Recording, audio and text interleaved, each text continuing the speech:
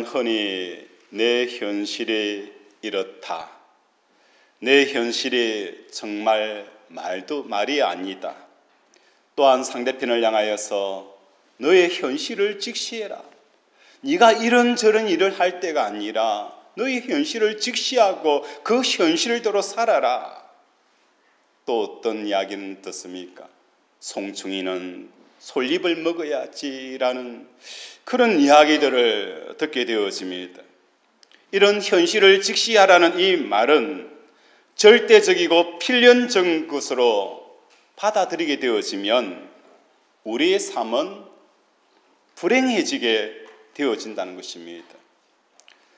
현실은 피할 수 없는 것으로 생각하지만 피할 수 없는 것이 아니라 내가 선택을 하는 것이 바로 현실이라는 거예요. 더 나아가서 현실이라는 것은 단지 선택의 문제뿐만 아니라 내가 선택한 그 현실로 말미암아서 우리의 삶의 무거운 짐과 짓눌림과 괴로움과 탄식이 찾아오게 되어지는 것을 보게 되어지는 것입니다. 재정적으로 어려운 현실이 있으면 이것을 피할 수 없는 일이라고 여러분은 생각을 합니까? 사도행전 7장에 보면 스데반이 사람들에 의해서 돌에 맞아 죽는 상황이 발생되어졌어요. 그런데 스데반에게 있어서 사람들이 자기를 죽이려고 돌을 들고 살깃빛 눈으로 그를 향하여 돌을 던질 때에도 스데반의 현실은 뭐였습니까? 돌에 던지는 살기등등한 그 사람의 눈에 보인 것이 아니라 하늘이 열리고 하나님 보좌 우편에 예수 그리스도가 앉아 계시는 것을 보한 거예요. 그 현실에 사로잡히게 되어지니까 자기를 죽이려고 하는 그 무리를 향하여서 기도가 나오게 되어지는 거예요. 하나님, 저들을 불쌍히 여겨달라고, 저들을 향하여서 긍휼한 마음의 기도가 나오게 되어지는 근원적인 문제는 무엇입니까? 스데반에게 있어서 현실은 돌던짐을 당하는 그 현실이 아니라 하나님의 보좌 앞에 앉은 그 예수 그리스도가 현실이 되어진 것을 우리에게 보였습니다. 그래서 한자의 현실이라는 그 뜻을 풀이하게 되어지면 왕변의 볼견이고 집갓 위에 채운다는 그것으로 현실이라는 단어를 씁니다. 다시 말해서 왕이 나타나게 되어지는 그것을 마음에 채우는 거예요. 그때 당시에 왕이 나타나게 되어지면 나팔을 불면서 동네 사람들이 모이는 거예요. 야, 왕이 어떤 분인지 그 왕을 아련하기 위해서 온 동네 사람들이 그 왕의 행차 앞에서 나가서 그의 얼굴을 보려고 삼삼오오 모여서 절을 하고 엎드리는 그 모습에는 오직 그 백성들의 마음속에는 누가 보이는 거예요? 왕 외에는 아무것도 보이지 않고 그 왕의 행렬이 마음속에 가득 채워져 있는 이 상태가 바로 현실이라는 한자의 뜻입니다. 다시 말해서 현실이라는 것은 왕이 내 눈앞에 나타나서 내 마음을 가득 채워져 있는 이 상태, 이 상황이 바로 내 마음의 왕을 세운다는 의미로 우리가 해석을 할 수가 있다는 거예요. 이 현실이라는 것은 고정이 되어져 있는 게 아니더라는 거예요. 솔잎은 송충이는 솔잎을 먹어야 된다. 너의 가난과 너의 배우지 못하는 것과 사람의 멸시당하는 것이 너의 현실이다라고 말하지만 현실이라는 것은 좌표처럼 움직여 다니는 게 현실입니다. 사무엘에 보면 엘가나가 있었고 이 엘가나에게 두 부인이 있었습니다. 한 사람은 한나라는 여인이었고 또 다른 여인은 브린나라는 여인이었어요. 한나의 마음속에 대적 브린나로 말미암아 말할 수 없는 그 고통이 있었어요. 그때 엘가나가 한나를 향하여서 이렇게 말합니다. 너는 10 아들보다도 내 하나가 너를 더 사랑하기 때문에 너를 더 사랑하기 때문에 너의 자식 없는 것이 무엇이 문제가 되어지고 고통이 되어지겠느냐라고 말합니다. 우리가 실제적으로 보았을 때도 마찬가지예요. 이 한나의 여인에게 있어서 버린 나보다도 자신을 더 사랑하고 자기를 아껴주고 자기가 전부가 되어져 있는 이 엘간나에게 자표가 되어져 있게 되어지면 버린 나가 원수로 보이지 않는 거예요. 야, 시샘하고 있구나. 부러워하고 있구나. 부러워하면 지는데 라고 웃을 수 있는 상황이 전개가 되어졌을 거예요. 그런데 한나의 마음속에 현실은 남편이 나를 사랑한다는 그곳에 좌표를 찍는 것이 아니라 어디에 찍게 되어지는 거예요. 내가 지금 자식이 없지. 내가 자식이 없지. 나는 불행하는 여자야라고 그 모든 현실의 좌표를 자식이 없는 그곳에, 남편이 나를 사랑하는 그곳에 좌표를 두는 게 아니라 자식이 없는 그곳에 내 삶의 좌표를 두니까 마음에 말할 수 없는 고통과 분노와 절망이 솟아오르게 되어지는 것을 우리에게 보여주는 것입니다. 오늘 본문에서도 이스라엘 사람들이 왕을 세워달라고 말씀을 하고, 또 사무엘이 와서 다른 나라 보니까 왕이 있으니까 우리도 왕을 세워달라고 이야기를 합니다. 그래서 사무엘은 이스라엘 백성들을 향하여서 말씀하는 거예요. 너희들이 사람의 왕을 세워달라. 그렇게 이야기하지만 그 결과에 대해서 두 가지로 경고를 하고 있습니다. 첫 번째 경고는 무엇입니까? 하나님을 버리고 사람을 왕으로 택하게 되어지면 그 왕 밑에서 백성들은 자기의 삶을 살지 못할 것이다 라고 말씀을 합니다. 백성들은 그 왕이라는 그 세움을 통해서 너희들에게 무거운 짐을 지게 되어질 것이다. 너의 아들들은 그들의 군대가 되어지고, 너의 딸들은 그 왕의 신하로서, 신녀로서, 또한 너희들이 열심히 가꾼 그 모든 재산들과 곡물들은 왕을 위해서 다 소공을 바치고 섬기는 데에 사용되어질 것이다. 너희에게 왕을 세움으로 말미암아 그 왕을 통해 무거운 그 짐들을 너희가 감당하게 되어질 것이다 라고 경고를 하는 것입니다. 이 말씀을 조금 더 풀이 설명하게 되어지면 무엇으로 이해할 수가 있을까? 모파상의 목걸이라는 그 단편 소설을 여러분이 알 것입니다. 말단 공문으로 시집을 온 한 여자가 있었습니다. 장관이 초대하는 그 파티에 참여를 하는데 집이 가난하기 때문에 제대로 명품 옷, 또 좋은 옷 하나 없기 때문에 어떻게 하면 자기를 빛낼 수 있을까 고민하다가 친구에게 무엇을 빌는 거예요? 다이아몬드 목걸이를 빌리게 되어지는 거예요. 그 목걸이를 빌려서 연회에서 참석하고 오는데 그 목걸이가 사라져 버리는 거예요. 그래서 할 수 없이 그 목걸이를 돈을 빌려서 사주고 나서 그 여인은 10년 동안 무엇을 하는 거예요? 가정부 일을 하고, 허들의 일을 하고, 시장의 일을 하고, 집을 팔고, 자기 남편은 이 직장 저 직장 더 많은 돈을 벌기 위해서 이 직장 저 직장으로 전전긍긍하는 삶을 살아가는 거예요. 그래서 그 목걸이 돈을 다 갖고 나서 어느 날 지나가다가 목걸이 빌린 친구를 만나는 거예요. 그래서 그 친구가 이야기를 하는 거예요. 그렇게 아름다운 모습이 어디에 갔느냐? 내 모습이 왜 이렇게 할머니처럼 되어져 버렸냐? 얼굴은 왜 이렇게 변해서? 라고 이야기를 하니까 친구가 사실대로 이야기하는 거예요. 내가 너희에 준 그 다이아몬드 목걸이 빌려가서 그날 잃어버렸는데 그것을 갚으려고 내가 10년 동안 가정부 일이며 이 일이며 저 일이며 내 남편은 이 직장 저 직장을 옮기고 우리의 집도 다 팔아가지고 이렇게 되어졌다라고 이야기를 하니까 그 친구가 하는 이야기가 그 목걸이는 가짜 목걸이인데 라고 이야기를 하였다는 거예요.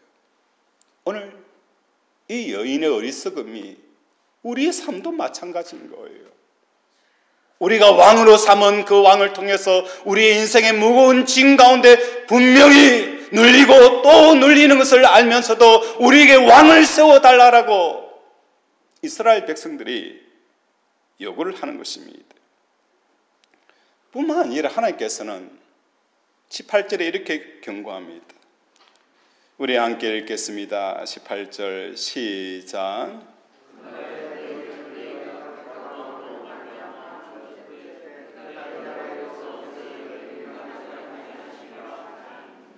그날에 너희는 너희의 택한 왕으로 말미암아 부르짖되 그날에 여호와께서 너희에게 응답하지 아니하시리라 하니 라고 표현되어져 있습니다.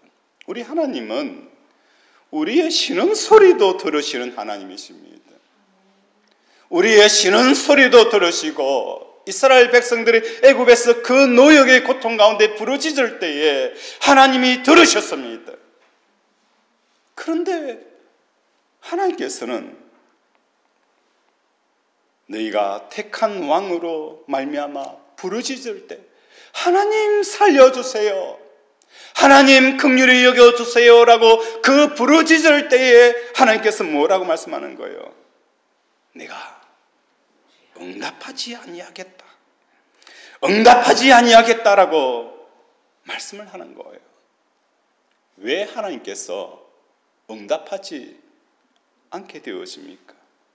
우리가 하나님 살려주세요, 그 왕의 고통으로 말미암아 하나님 앞에 부르짖어서 살려달라고 했을 때에 하나님이 응답이 되어지더라도 우리의 삶은 신음의 연속의 삶을 살아갑니다.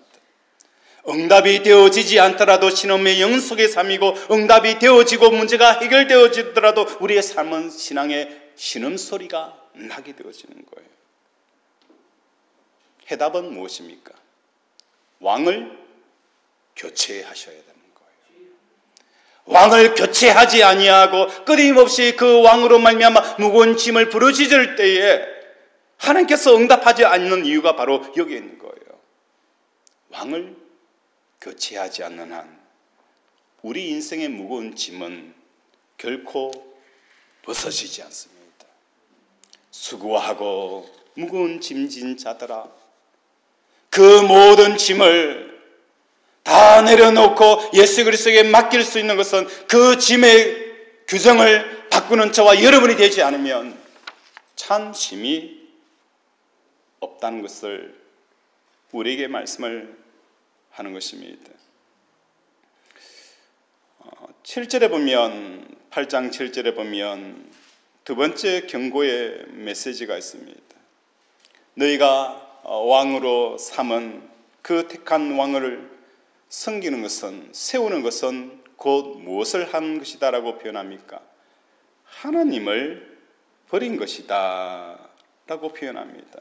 우리 7절 한번 읽겠습니다. 시작.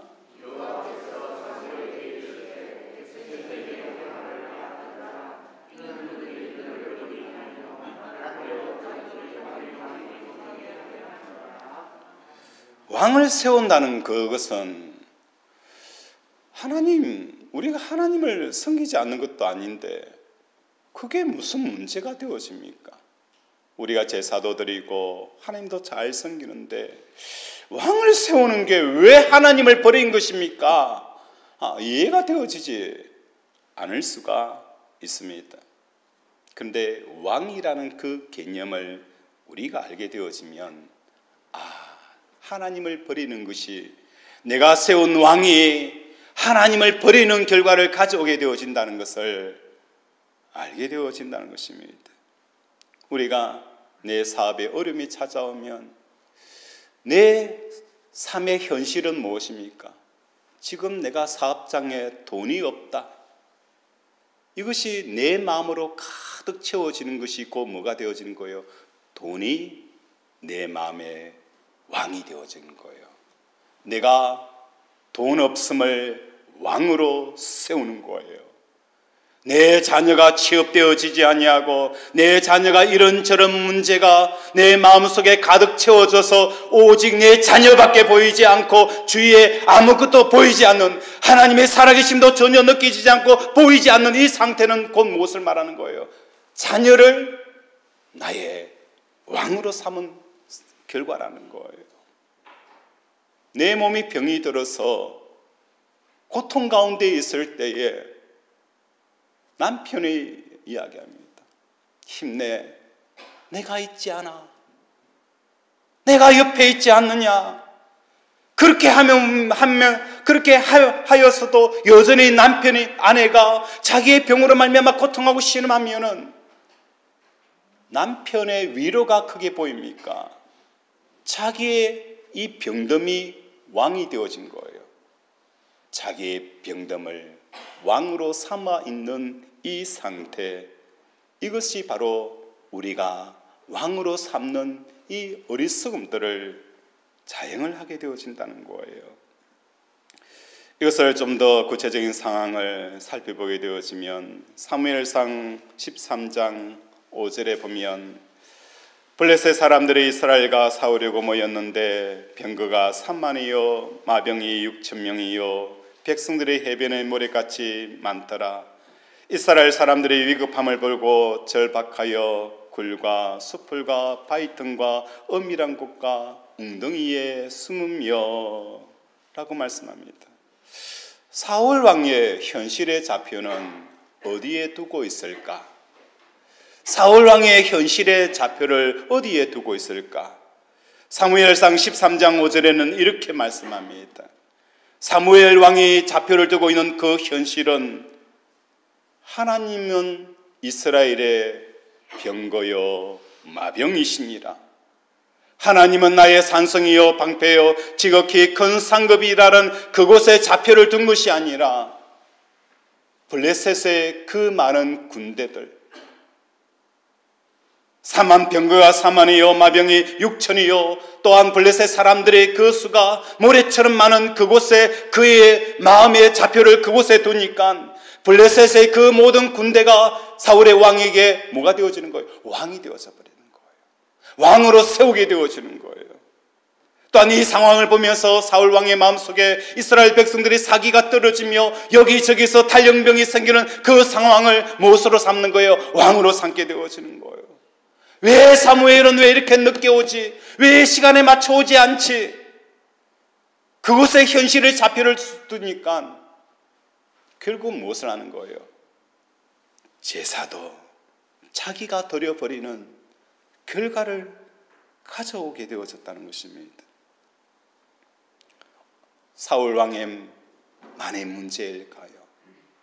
오늘 우리의 삶을 돌아보기를 원합니다. 우리의 삶을 돌아보기를 원합니다. 내가 왜 이렇게 근심하는지, 왜 이렇게 두려워하는지, 왜 이렇게 염려하는지, 왜 이렇게 초조해하는지, 그 뿌리를 찾아가게 되어지면 잘못 세운 왕 때문에 오늘도 우리는 그 노역과 그 무거운 짐 속에 짓눌러 있는 자기 자신의 모습을 발견하게 되어지는 거예요.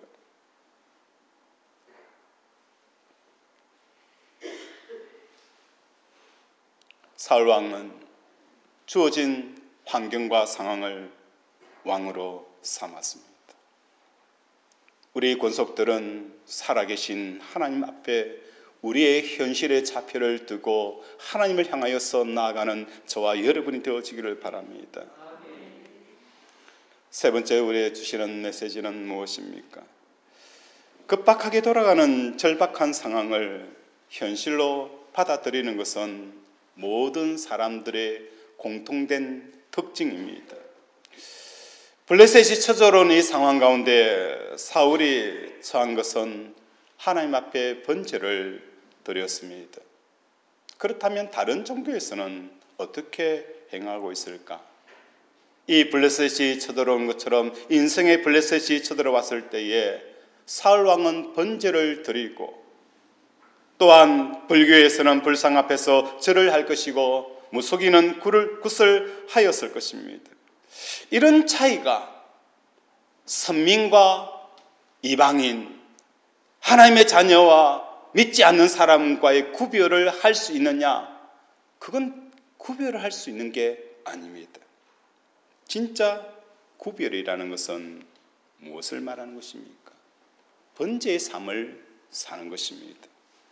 이스라엘 서민의 독특한 그 특징은 번제 제사를 드리는 거예요. 제사라는 것은 곧 무엇을 말하는 것입니까? 나의 죽음을 뜻하는 것입니다. 상왕과 형편을 왕으로 삼았던 그 콩깍지를 번제를 통해서 한꺼풀 한꺼풀 벗겨내는 게 번제의 삶이라는 거예요. 교회에서 예배를 드리는 것도 마찬가지입니다. 여러분이 이곳에서 이 하나님 앞에 예배를 드립니다. 올 때는 무거운 짐을 가지고 왔을지라도 또한 그 무거운 우리의 문제를 해결하기 위해서 우리는 이런저런 왕을 세워서 그 문제를 해결하려고 왕을 세웠습니다. 교회에서 드리는 이 예배는 세상의 상황에 그 왕으로 세웠던 그 모든 콩깍지 꼈던 것들을 무엇을 하는 거예요? 벗겨내는 것이 예배라는 것입니다. 오늘 저와 여러분 삶 가운데 여러분이 왕으로 세웠던 그 콩깍지 세워진 것이 벗겨지는 역사가 일어나기를 원합니다. 사울이 다메섹에서 눈이 멀어서 아나니아를 통하여서 그 비늘이 벗겨지는 역사가 일어났던 것처럼 하나님, 예배를 드리면 드릴수록, 말씀을 드리면 들을수록, 찬양을 하면 할수록 내가 세상에 왕을 세웠던 그 모든 콩깍지가 하나씩 하나씩 벗겨지는 역사가 일어나게 하여 주시옵소서. 살아계신 하나님을 만나게 하시고 보게 하시고 그의 역사하심과 그의 계획하심을 우리가 보게 하여 달라라고 예배를 통해서 체험하는 역사가 일어나기를 원합니다. 주 예수를 믿어라. 그러면 너와 내 집이 구원을 얻으리라. 이 예수 믿고 구원받는 게 무엇을 말하는 것입니까? 내가 예수 믿고 구원받았다라고 우리는 그렇게 이야기를 합니다. 구원의 그 개념은 무엇입니까? 사방에 우겨삼을 당하여도 사이지 않는 것이 바로 뭡니까? 구원이라는 거예요.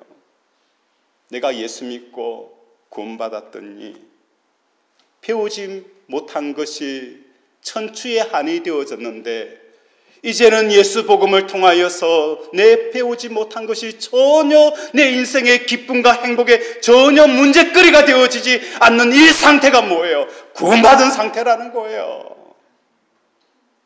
구원받은 게 나 예수 믿고 전당 가는 게 아니에요. 물론 그것도 맞지만 더 중요한 것은 내가 병이 걸렸어.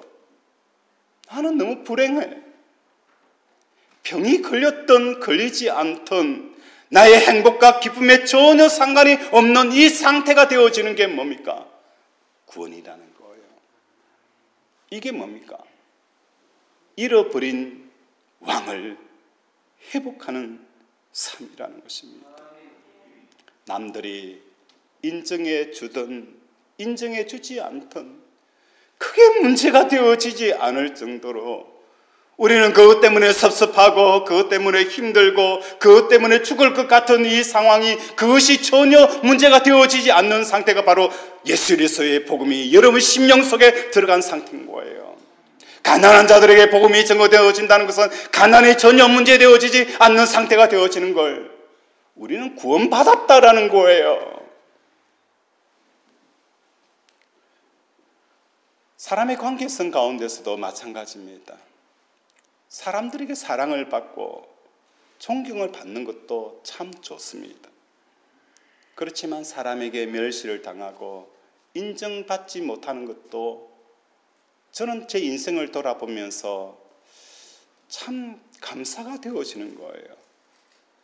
하나님께서 제 인생을 지금 밝아지고 완전히 10원짜리 동전보다도 못한 내 인생으로 몰아가는 것이 그때는 고통이었지만 나중에 돌아보는 게 그렇게 감사가 되어지는 거예요. 사람들에게 배신을 당하고 사람들의 욕짓음을 당할 때에도 그때는 힘들었지만 돌아보니까 그게 감사가 되어지는 거예요. 왜? 사람의 위로를 구하지 아니하고 하나님의 위로를 구하고 있는 내 자신의 모습. 전에는 사람에게 기웃거리며 나를 인정해달라, 나를 위로해달라, 나를 알아달라, 나의 고통을 이해해달라라고 그렇게 사람을 찾아다녔던 내가 그 배신의 고통을 통해서, 절망의 고통을 통해서 나의 위로는 하나님을 통해서 옵니다. 오늘도 하나님을 구하고 있는 내 자신을 보면서 말할 수 없는 이 평강이 흘러 넘치는 것을 보게 되어지는 거예요. 고린도전서 13장 8절에 보면 사랑은 언제까지나 떨어지지 아니하되 예언도 패하고 방언도 그치고 지식도 패하리라. 우리는 부분적으로 알고 부분적으로 예언하니 온전한 것이 올 때에 부분적으로 하던 것이 패하리라. 저는 어느 집사님이 하나님, 목사님, 하나님께서 목사님을 참 사랑하신대요 라고 제가 들으면 어떤 기분일까요? 마음의 위로가 되어지는 거예요. 우리 교회를 지었던 집사님이 한날은 전화가 와서 이렇게 이야기하는 거예요. 목사님, 하나님께서 목사님을 참 사랑하신대요. 이 교회점에서 그 어려운 상황과 힘든 상황 가운데 그 이야기를 들으니까 내가 마음의 위로가 되어지는 거예요. 그런데 더 중요한 것은 누구를 통하여서 하나님이 나를 사랑한다는 이야기보다 하나님께서 나에게 친구야, 내가 너를 사랑한다라는 이 위로의 말을 들을 때에 누구를 통해서 듣는 그 위로보다도 1000배, 10,000배, 몇백 배의 그 위로가 내 심령 속에 부어지는 역사를 경험하게 되어진다는 거예요. 누구를 통해서가 아니라 하나님께서 나에게 직접 말씀하실 그때에 말할 수 없는 그 말씀을 받을 때에 흐르는 그 눈물과 감격과 감동은 표현할 수가 없다는 거예요. 우리는 부분적으로 하나님의 사랑을 드리려고 합니까? 이 부분적인 것은 온전한 것이 오게 되어지고 얼굴과 얼굴을 대하게 되어지면 이 모든 부분적인 부분, 예언도 패하고 방언도 패하리고 지식도 패하리라. 얼굴과 얼굴과 보여지는 그 놀라운 위로와 평강과 하나님의 체험들이 저와 여러분 가운데 있기를 주님 이름으로 축원을 드립니다. 왜 우리가 예수님을 왕으로 선택할 수 없는 이유가 무엇 때문일까요? 이사야 53장은 이렇게 정의를 합니다. 그는 주 앞에서 자라나기를 연한 순 같고 마른 땅에 나온 뿌리 같아서 고운 모양도 없고 풍채도 없은즉 우리 보기에 흠모할 만한 아름다운 것이 없도다. 우리가 예수를 왕으로 삼고자 하지만 뭐가 없는 거예요? 흠모할 만한 것이 없어요. 풍채도 없어요. 고운 모양도 없어요. 하나님께서 오늘 성탄절을 통하여서 우리에게 주시는 우리의 인생의 짐에 대한 대안이 무엇입니까? 아기 예수라는 거예요. 아기 예수라는 것은 내 사업이 위기 가운데 있고 내 자녀의 문제 앞에서 아무것도 할 수 없는 그 아기 예수를 보면서 과연 우리는 기뻐할 수 있을까? 성탄절을 맞이하면서 우리는 메리 크리스마스 하지만 실질적으로 우리의 심령의 깊은 곳에서 과연 이 아기 예수로 말미암아 기뻐할 수 있을까? 기뻐하지 못하는 이유가 무엇 때문일까? 우리 인생에 가치가 전환되어지지 않으면 오늘 이 땅을 향하여서 아기 예수 그리스도의 보내신 하나님의 그 깊고 넓은 사랑을 경험하지 못하는 거예요. 내 인생 가운데 아무것도 할 수 없는 아기 예수, 그분 앞에 우리의 인생의 몰약과 황금과 유황을 드린다는 것은 내 인생의 가치의 변화가 생긴 것입니다. 내 인생의 가치의 변화가 생기게 되어지고 하나님께서 나에게 말씀하셔서 그 말씀이 번개와 우레와 전등 소리로 들려서 하나님이 나의 왕이 되어져 버리는 이 상태가 되어지면 아기 예수 그리스도 오신 것이 그렇게 감사가 되어지고 감격이 되어지는 거예요. 십자가에 달린 그 예수 그리스도, 그 십자가에 달린 예수 그리스도가 나에게 능력이 되어지고 나에게 말할 수 없는 기쁨과 희망이 되어지는 것은 하나님의 메시지가 있는 거예요. 내 사랑하는 자여, 내 기뻐하는 자라, 너희는 그의 말을 들을지어다. 이 음성이 내 속에, 내 심령 속에 새겨지니 그 십자가에 달린 예수가 너무 감사가 되어지고 감격이 되어지는 거예요. 오늘 이 시간 함께 하나님 앞에 나아갑시다. 하나님, 내 사업장 가운데 내 인생의 왕으로 삼았던 그 모든 왕들을 이제 무너뜨리고 오직 만왕의 왕 되신 하나님을 나의 왕으로 삼겠사오니 우리에게 하나님의 음성을 들려달라고 이 시간 찬양하면서 함께 나아갑시다. 하나님의 음성을 듣고자 하면 복음성가 39장입니다.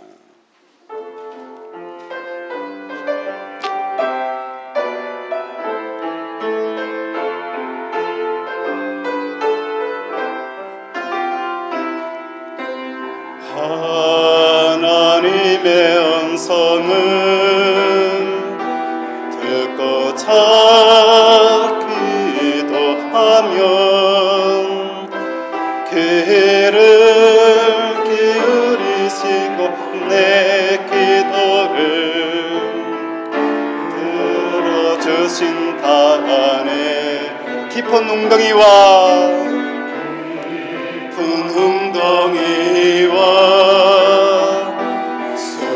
수렁에서 끌어주시고 나의 발을 단서 위에 세우시사 나를 든든히 하셨네. 새 노래로 부르자랄라라. 하나님께 올릴 찬송을 새 노래로 부르자. 하나님 사랑을 주를 의지하고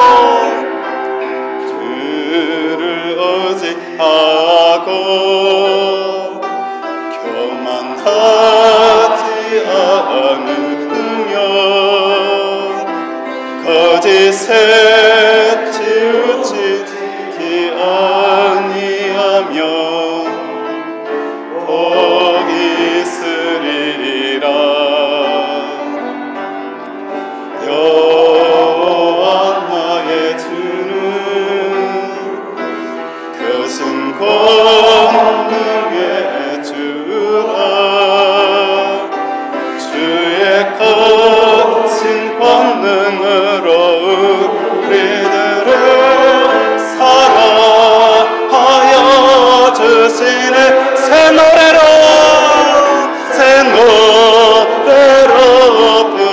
부르자랄라라. 하나님께 올릴 찬송을 새 노래로 부르자 하나님 사랑 새 노래로 부르자 랄라라 하나님께 올릴 찬송을 새 노래로 부르자 하나님 사랑 목소리로만 새 노래로 부르자 랄라라 하나님께 올릴 찬송을 새 노래로 부르자 하나님 사랑을 아멘. 데살로니가후서 5장에 범사에 감사하라. 범사에 감사가 되어지는 이유가 무엇 때문일까요? 내 사업의 현장 그 속에 들어가 보았더니 내가 회사가 일어서고 승 가운데 무엇을 발견하는 거예요? 하나님의 계획을 발견하는 거예요. 그 하나님의 말씀을 발견하는 거예요. 그러니까 사업이 안 돼도 감사가 되어지는 거예요. 내 자녀의 그 질병 앞에서도 그 질병 속에 있는 하나님의 말씀이 내 귀에 들려오는 거예요. 감사가 나오게 되어지는 거예요. 여기에도 감사, 저기에도 감사. 그래서 범사에 감사가 되어지는 삶을 살아가는 것입니다. 오늘 우리의 왕됨을 바꿉시다. 왕으로 오신 예수 그리스도, 아기로 오신 그 예수 그리스도, 그 예수 그리스도를 통해 오늘도 말할 수 없는 이 기쁨으로 넘치는 우리 권속들이 되어지기를 주님의 이름으로 축원을 드립니다. 이 시간 말씀을 생각하면서 함께 기도합니다. 하나님, 아기 예수로 온 그 예수가 내 사업의 문제 앞에, 내 건강의 문제 앞에, 내 질병의 문제 앞에 무슨 소용이 있느냐라는 이 생각은 우리의 왕을 바꾸지 못하였습니다. 이제 예수 그리스도로 나의 기쁨으로 삼고 왕으로 삼는 우리들이 되게 해달라고 이 시간 주여 한번 부르면서 함께 기도합니다. 주여